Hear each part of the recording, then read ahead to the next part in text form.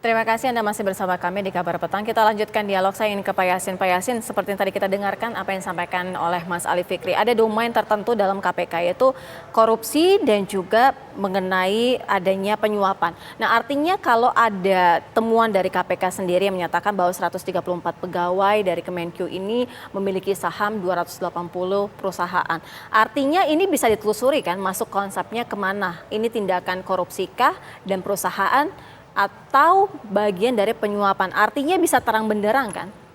Ya, jadi kalau laporan dari PPATK itu ke seluruh APH ya, baik diminta maupun tidak diminta, aparat penegak hukum APH itu, kepolisian, kejaksaan dan KPK, mana yang mengarah kepada tindak pidana itu ketiga lembaga APH itu akan menganalisis apakah ini berasal dari misalnya human trafficking, narkoba, atau judi online, atau korupsi. Itu ketiga lembaga itu sudah ahli dalam menganalisis memeriksa itu. Jadi menyelidiki asal usulnya tidak hanya analisis transaksi, tapi menyelidiki itu. Jadi yang beredar ini 300 ini dijelaskan apa-apa ya, APH udah ngerti, tidak usah dijelaskan itu. Itu yang pertama. Kalau arahnya ke pegawai, asalnya adalah di pegawai Kementerian Keuangan, itu kan tidak bisa narkoba maupun judi online maupun human trafficking. Yang paling dugaan terbesarnya adalah predikat crime-nya adalah korupsi kalau pegawainya adalah pegawai Kementerian Keuangan. Dugaannya dari situ. Mau jualan apa dia? Narkoba kan bukan bidangnya. Kalau kong kali kong dengan wajib pajak, ya dia bidangnya. Menerima suap misalnya dari importer juga bidangnya, misalnya seperti itu. Jadi ini bukan merupakan suatu katakanlah omongan kosong ya. Kami sendiri sudah masuk ke Bea Cukai misalnya, pernah menangani pegawai pajak sejak tahun 2008. Ada sidak, ada penanganan hukum. Itu kan sebenarnya warning untuk silahkan lakukan pembenahan, hei Menteri Keuangan, kan begitu. Dari 2008 sampai sekarang ini kan sudah 16 tahun itu. Kok tidak kunjung melakukan pembenahan yang artinya membuat pegawainya itu berintegritas. Sementara 2006 Kementerian Keuangan itu sudah menerima remunerasi itu sekitar 80%. Sekarang sudah 100%. Berjalan 2 tahun sudah 100% remunerasi. Ini menimbulkan kecemburuan bagi seluruh ASN. Remunerasinya 100% kok pegawainya korup gitu loh. Nah, menterinya malah ngaku punya moge. Ini kan suatu hal yang mencederai rasa keadilan rakyat. Baik, Pak Yasin, tapi luar biasa ini. Harus bertanggung jawab, masa 16 tahun tidak bisa membenahi setelah kita berikan sinyal. Ini loh, ini semua harus kembalikan tanggung jawab Bu Sri Mulyani. Kalau tidak bisa melakukan pembenahan, kenapa harus berlama-lama jabat sebagai Menteri Keuangan? Itu loh. Tax ratio Indonesia ini terhadap PDB paling rendah di ASEAN. Baik, tadi Pak Yasin bilang ini tidak bisa atau belum bisa dibenahi. Nah, kalau menurut Pak Yasin sendiri ini apakah karena ada deal-dealan di dalam sana jadi pajak tidak langsung diberikan kepada negara atau ke pihak-pihak tertentu atau bagaimana biasanya?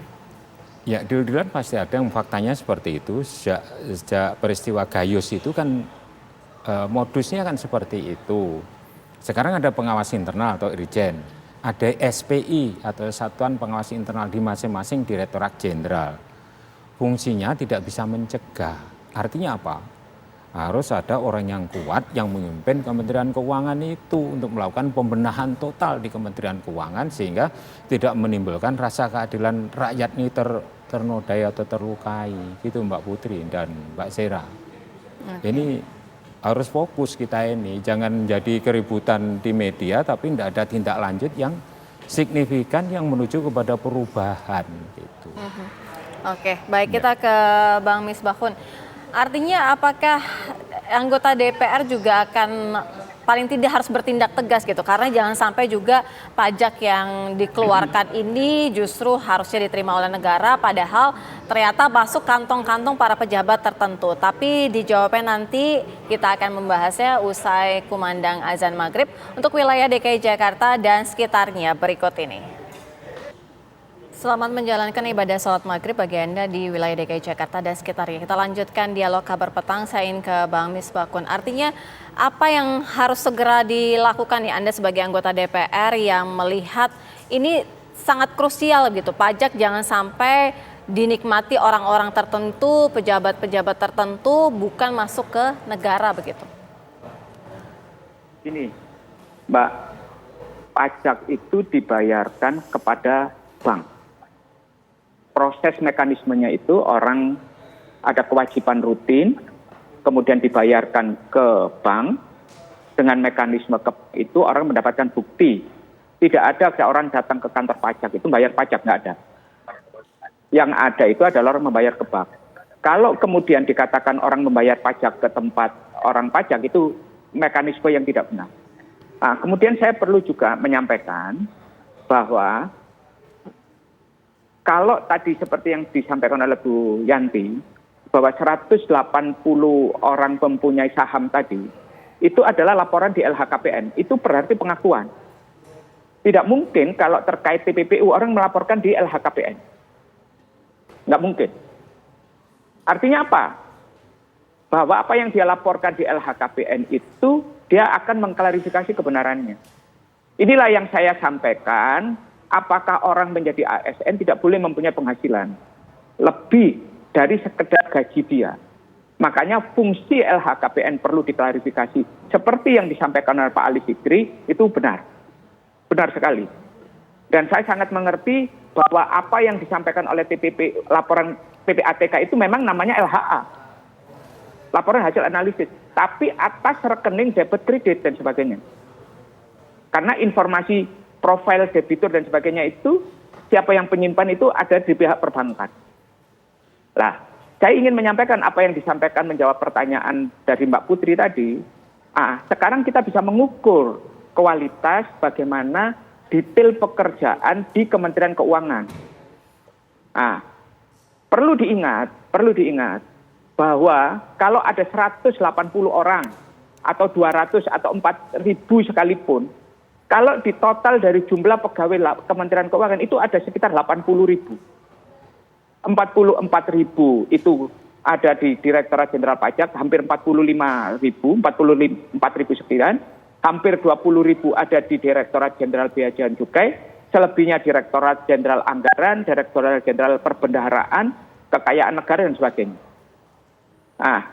Harus kita perhatikan bahwa jumlah yang sebegitu besarnya itu mereka ada pihak-pihak yang pegawai-pegawai, maksudnya bukan pihak, ada pegawai-pegawai yang punya integritas, punya kejujuran, profesional yang harus kita jaga.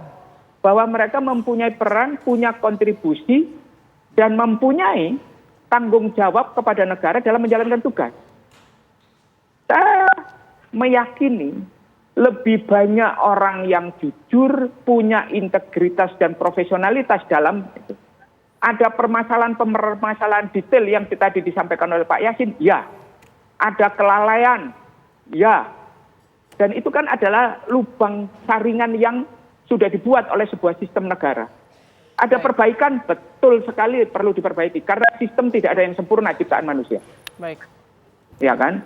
Tinggal apa yang menjadi disampaikan oleh publik, baik itu melalui media online maupun media sosial atau apapun, sebagai bagian dari tanggung jawab kita bersama Bang Misbakun, kita sudah tangkap poinnya. Waktu kita terbatas. Baik, terima kasih sudah bergabung bersama kami, Bang Misbakun, kemudian juga Mbak Yenti dan juga Mas Ali Fikri serta Pak Yasin sudah bergabung di Kabar Petang. Terima kasih.